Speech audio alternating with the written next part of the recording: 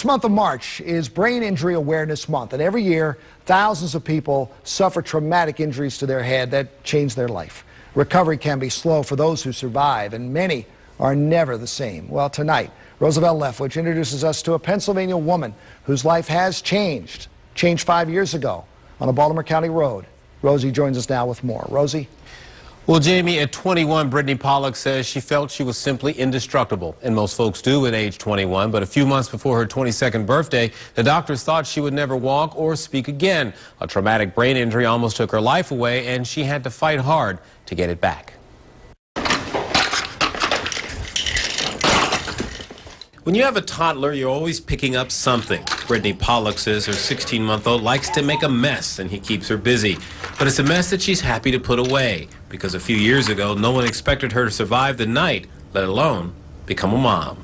I took my seatbelt off, laid down in the back seat, and when the accident happened, I flew forward. My head hit the console, causing either the console to crack or the crack in my head, one of the two. Coming home from a night out with friends, the SUV Brittany was riding in hit an embankment at about 50 miles an hour on Green Spring Valley Road on July 28, 2007.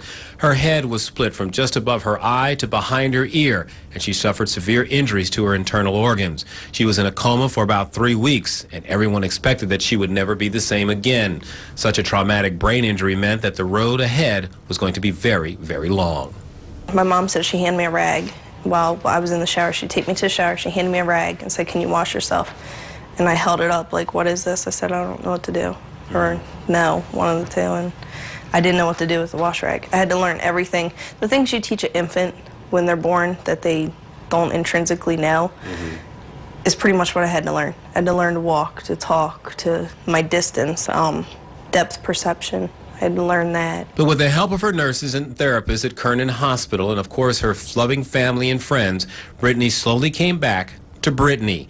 5 years later, she's still recovering from her brain injury. She says she gets terrible migraines, and she says her words don't come out right sometimes, and back pain from the crash still keeps her from working.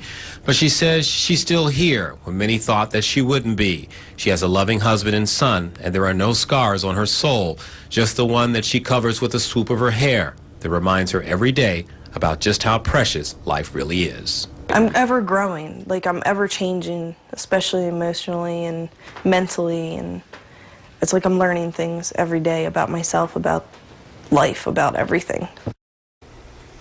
Now, Brittany says people need to know that the type of injury that happened to her could pretty much happen to anyone at any time. In fact, every year about 1.5 million people, many of them under the age of 30, suffer traumatic brain injuries. The road to recovery is slow, if it even happens at all. She considers herself very, very lucky.